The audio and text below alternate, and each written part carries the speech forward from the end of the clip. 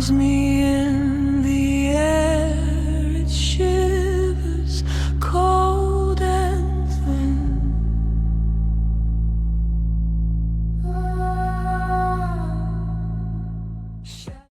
Echoes of the Forgotten Bride.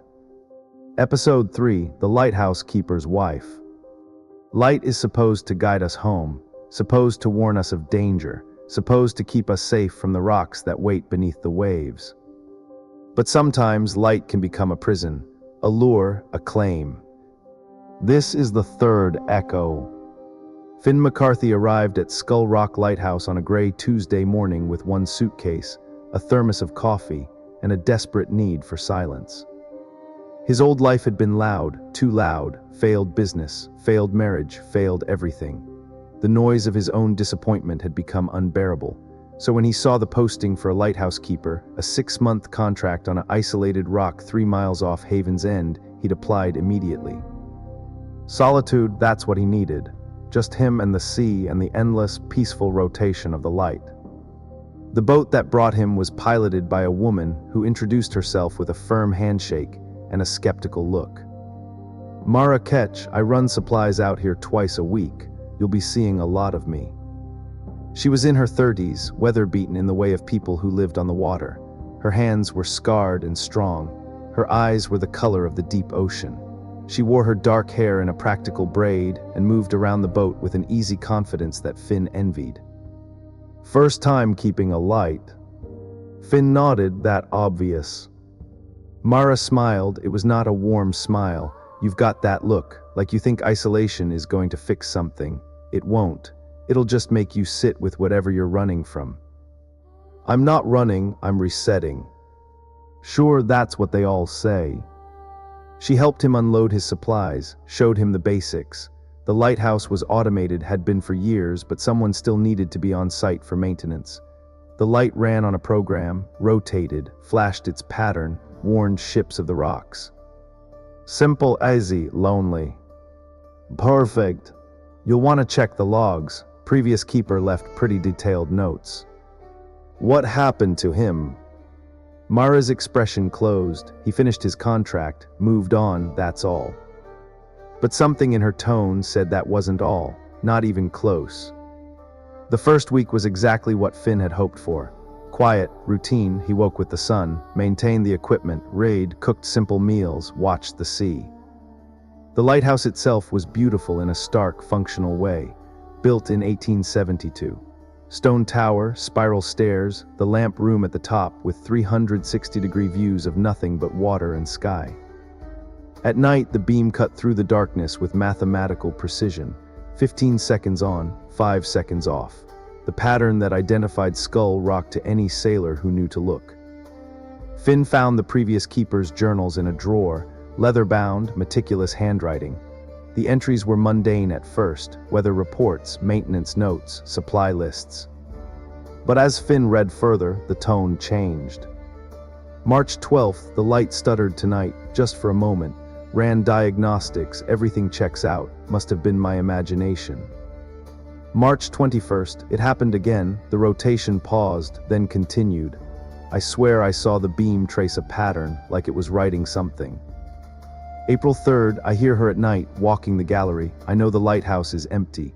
I check every time, but I hear footsteps, circling, always circling. April 18th, her name is Elena. I don't know how I know, but I do. She walks the light. She's waiting for someone, for me. No, for him, the one who came before, the one who loved her. The entries stopped after that. The rest of the journal was blank. Finn closed the book with a chill running down his spine. Great, the previous keeper had lost his mind. That was encouraging. He pushed it out of his thoughts. It was just isolation, just the mind playing tricks. He wouldn't let that happen to him. Mara came on Thursday with supplies, fresh food, fuel, mail. She climbed up to the lamp room where Finn was cleaning the lenses. How's it treating you? Good, quiet, no complaints. She studied his face. You look tired. Sleeping fine. That was a lie. He'd been waking up at odd hours, hearing things, the creak of the tower settling, the wind, the endless percussion of waves on rock. At least that's what he told himself. Read the previous keeper's journal yet? Finn hesitated. Yeah, Guy seemed a little unhinged. Mara's laugh was sharp, that's one word for it. Did he mention Alina? I did, who is she? Mara leaned against the railing. Local legend, the original keeper's wife, back in 1892. Story goes she drowned the day after their wedding, fell from the rocks during a storm. Her husband, Thomas Wright, was devastated, kept the light for another year, then jumped from the gallery. They found his body on the rocks below. That's cheerful. Every lighthouse has a ghost story. Skull Rock has Alina. Some keepers claim they see her, hear her, feel her presence, most don't. Yo. You strike me as the rational type. You'll be fine. What about the previous keeper? Did he see her? Mara's expression darkened. James? Yeah, he saw her, or thought he did. By the end, he was convinced she was real, that she was trying to communicate with him. He started acting strange, obsessive. When his contract ended, he couldn't leave fast enough. And now I'm sleeping in his bed. Fantastic. Mara smiled, and this time it reached her eyes. You're tougher than James, I can tell. Just don't let the isolation get to you. And if you need company, I'm around, not just for supplies. Was she flirting? Finn couldn't tell. It had been so long since anyone had looked at him with interest, since he'd felt anything but numb. I'll keep that in mind. After she left, the lighthouse felt more empty. Finn realized he'd enjoyed her presence, her sarcasm, her solidity. She was real in a way this place wasn't. That night, the light malfunctioned. Finn was in the kitchen when he noticed. The beam's pattern was wrong. Instead of the steady 15-on 5-off rhythm, it was stuttering, flashing irregular patterns. He climbed to the lamp room, checked the controls. Everything was functioning normally. The program was running, but the light itself was doing something else. It would rotate, stop, trace a shape on the fog that had rolled in, then continue. Finn watched, his heart pounding. The beam moved deliberately, slowly, forming letters. M-A-R-A. Mara's name. The light was spelling Mara's name. Finn's hands shook as he manually overrode the system, shut it down, restarted it. The light resumed its normal pattern, steady, predictable, safe. He told himself it was a glitch, a malfunction. He'd report it when Mara came next. But he didn't sleep that night. And in the darkness he heard it, footsteps on the gallery, circling, circling. He checked, the gallery was empty, of course it was. The next day he found wet footprints, leading from nowhere, ending at the lamp room door, small feet, a woman's feet. Finn scrubbed them away with shaking hands. This wasn't real, this was exhaustion, isolation, the mind creating patterns where there were none. But when Mara came on Monday, he told her everything. The light, the name, the footsteps. She didn't laugh, didn't dismiss him, just nodded slowly. It's starting, James said the same things, said the light would act up, spell things. What did it spell for him? Alina, over and over, her own name, like she was trying to remember who she was. And now she's spelling yours, why? Mara looked out at the sea. I don't know. Maybe because I'm the only woman who comes here regularly. Maybe because she sees me and thinks I'm someone else. Or maybe she doesn't want another keeper to go the way of Thomas. Maybe she's warning me. Warning you of what? That this place is dangerous. That loving someone here always ends badly. Something passed between them, an acknowledgement. They'd been circling each other for weeks. The attraction was there, unspoken but real. Finn took a chance, stay for dinner, not supplies and small talk. Real dinner, let me cook for you. Mara studied him, considering, weighing. All right, but I'm bringing the wine. That evening was the first time Finn felt like himself in months. Mara was sharp and funny. She told him stories about the fishing community, about her father's boat that she'd inherited, about the sea that had raised her. You're not afraid of it, the ocean. Mara shook her head. I respect it, but no, I'm not afraid, it's honest. It takes and it gives, no pretense. I'm afraid of it, a little. That's smart, fear keeps you careful. They ate, they drank, they laughed, and when Mara stood to leave, Finn caught her hand. Stay. She looked at him, her eyes searching his face.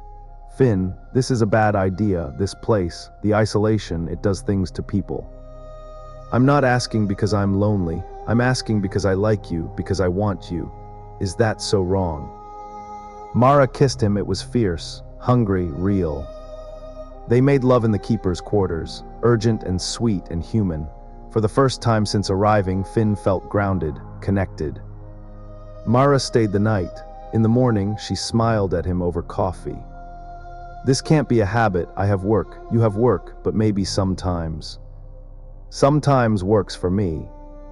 After she left, Finn felt lighter, hopeful. He cleaned the lamp room, humming, started preparing lunch. Then he saw it.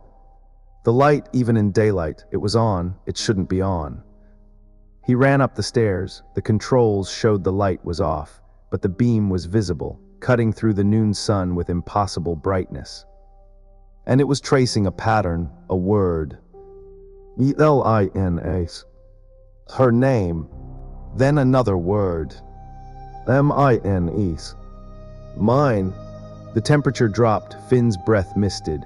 In the lens room, frost formed on the glass. Impossible, it was summer. A presence behind him, he turned. A woman, translucent, shimmering like heat haze, young, wearing. A dress from a century past. Her hair was styled in an elaborate updo. Her face was beautiful and terrible. Her eyes were empty, hollow, but fixed on him with an intensity that burned. You brought her here, you brought her to my light, my home, mine. The voice was like wind through a crack, barely audible, ancient. Finn couldn't move, couldn't breathe. This isn't real, you're not real. The woman, Elina, tilted her head. He said that too, Thomas, my Thomas, before he understood, before he knew that we were meant to be together. Forever. Your Thomas died a long time ago. Elina smiled. No, he's here in the light, in the stone, in the sea. He promised to stay, to tend the light, to never leave me. And now you've brought her, the living one, she cannot have you. I'm not yours, I'm not anyone's. The temperature dropped further. The lens began to vibrate. The light's beam swung wildly, no longer following any pattern, just chaos. Everyone here is mine, that is the price, that is the vow. Then she was gone, the warmth returned, the light shut off, everything was normal again. Except Finn was on his knees, shaking, knowing with absolute certainty that what he'd just experienced was real. He tried to call Mara, no signal. He tried the radio, static. The lighthouse was isolated, truly isolated. He searched the journals again, found more, hidden in a different drawer. Thomas Wright's journal, the original keeper. The entries were love letters to Elina, beautiful, devoted. Then, after her death, they became something else. She came back to me, I don't know how, but she walks the light at night. I see her in the beam. I hear her voice in the fog. She says we can be together, that death cannot separate us. That if I stay, if I tend the light, we'll never be apart. The final entry was dated the day before Thomas jumped. She asks me to join her fully, to step into the sea, to become part of this place as she is. I love her. I have always loved her, and so I will. Finn's blood ran cold. The ghost wasn't just haunting the lighthouse. She was claiming keepers, trying to replace her lost husband, again and again.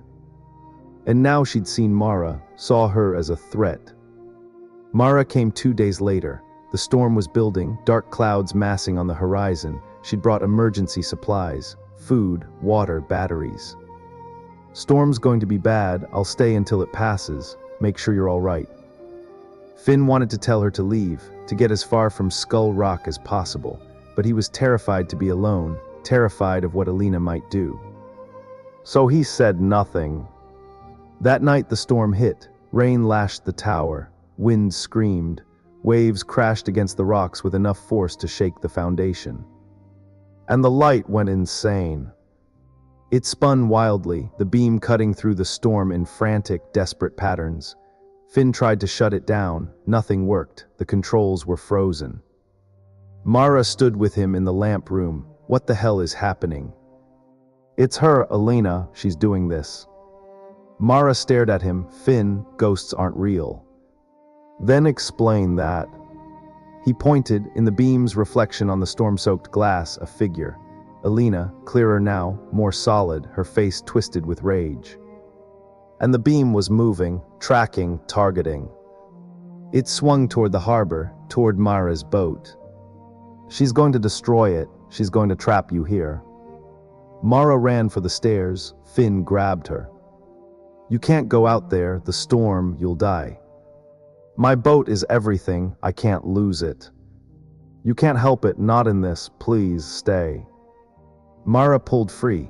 I'm not losing my livelihood to a ghost story. She ran down the stairs, out into the storm. Finn followed. The rain was blinding, the rocks slick and deadly. He could barely see Mara ahead of him, running for the dock where her boat was moored. The lighthouse beam swung, found the boat. The light was so bright it seemed solid, a weapon. The boat's mooring snapped. The craft began to drift, toward the rocks, toward destruction. No! Mara dove into the water, swimming frantically toward her boat. The waves threw her back. Again, again. Finn ran to the edge. He couldn't swim that, couldn't reach her. He was helpless. The beam swung back to the tower, to him, and in its light Alina appeared on the rocks, beside him, smiling. Now she will die, and you will stay. You will tend the light. You will be mine, as he was mine. Finn looked at the ghost, at this woman trapped by her own death, by her own need. He thought of Thomas, of the previous keepers, of the choice that had been made again and again. No. Alina's smile faded. What? I won't stay, I won't tend your light, and I won't let Mara die. You cannot stop me. Maybe not, but I can make a different choice. Finn ran, not away from the sea, toward it, into the lamp room, to the manual controls, the override that could shut everything down, kill the light completely. It would leave ships without warning, without guidance, but it would also breathe. Alina's power. He pulled the lever. The light died, the tower went dark.